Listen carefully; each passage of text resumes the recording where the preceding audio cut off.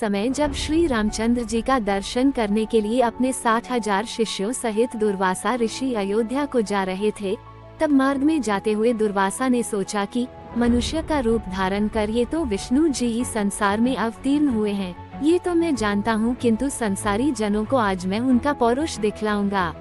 अपने मन में ऐसा विचारते हुए वे अयोध्या आए और नगरी में प्रवेश कर सबको साथ लिए भगवान के भवन के 8 चौकों को लांघकर पहले सीता जी के भवन में पहुँचे। तब शिष्यों सहित दुर्वासा को सीता जी के द्वार पर उपस्थित देख पहरेदारों ने शीघ्रता से दौड़कर श्री रामचंद्र जी को इसकी सूचना दी। ये सुनते ही भगवान राम मुनि दुर्वासा के पास आ पहुँचे और प्रणाम कर सबको बड़े आदर सहित भवन के भीतर लिवा गए तथा बैठने के लिए सुंदर आसन दिया। तब आसन पर बैठते ही दुर्वासा ने मधुर वचनों में श्री रामचंद्र जी से कहा कि आज 1000 वर्ष का मेरा उपवास व्रत पूरा हुआ है, इस कारण मेरे शिष्यों सहित मुझे भोजन कराइए और इसके लिए आपको केवल 1 मुहूर्त का समय देता हूँ। साथ ही यह भी ज्ञात रहे कि मेरा ये भोजन जल, धेनु और अग्नि की सहायता से प्रस्तुत न किया जाएगा। केवल 1 मुहूर्त में ही मेरी इच्छानुसार वह भोजन जिसमें विविध प्रकार के पकवान प्रस्तुत हो मुझे प्राप्त हो।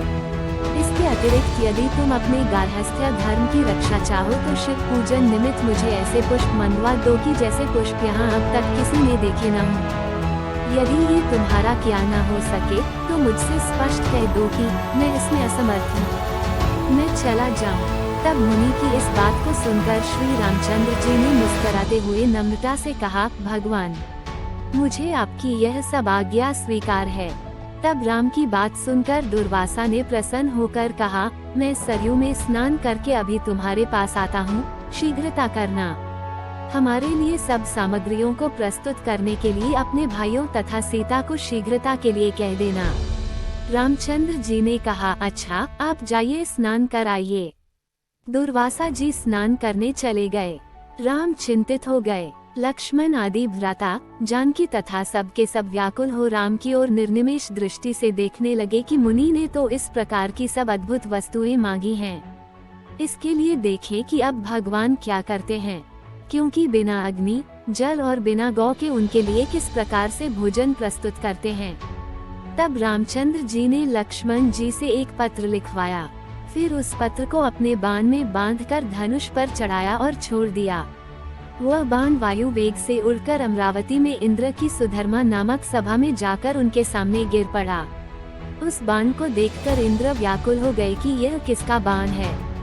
फिर उठाकर जो देखा तो उस पर राम का नाम अंकित था। फिर उसमें बंधे पत्र को खोलकर पढ़ा। पत्र खुलते ही वह बाण फिर वहां से उड़कर राम के तरकश में आ घुसा। उधर इंद्र ने उस पत्र को सभा में बैठे हुए सब देवताओं को सुनाया।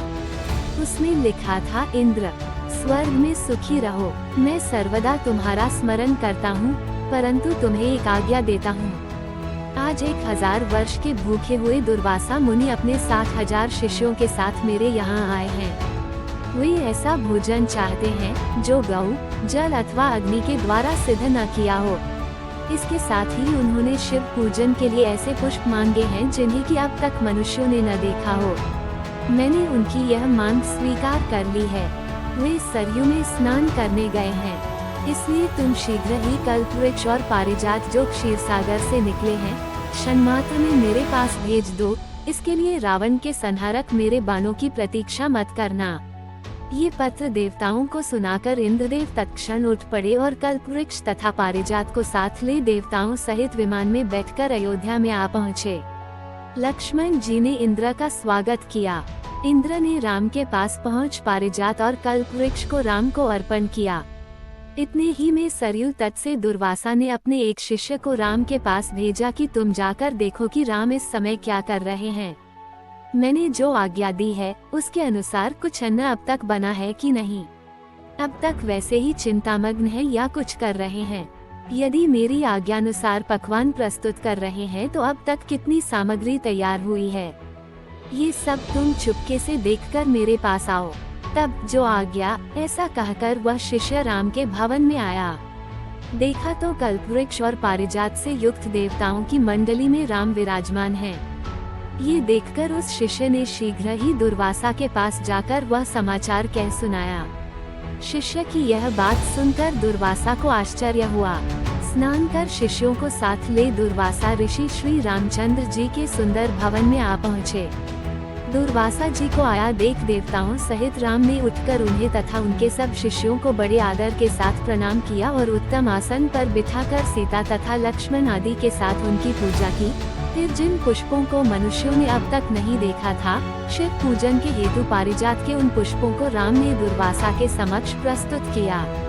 उन पुष्पों को देख मुनि दुर्वासा ने एक बार तो आश्चर्य किया, किंतु मौन भाव से उन्हें ग्रहण कर शिव जी तथा अन्य देवताओं की उन पुष्पों से पूजा की। फिर उसी क्षण श्री रामचंद्र जी ने लक्ष्मण तथा सीता आदि को सब भोजन परोसने की आज्ञा दी। तब दिव्य अलंकारों से विभूषित सीता ने कल्पवृक्ष और पारिजात की पूजा कर अनेक पात्रों को लाकर उनके नीचे रख दिया और वह प्रार्थना करती हुई इस प्रकार बोली कि हे क्षीर सागर से उत्पन्न होने तथा देवताओं के मनोरथों को पूर्ण करने वाले कल्पवृक्ष, आज शिष्यों सहित हमारे यहाँ आए हुए दुर्वासा को तुम संतुष्ट कर दो।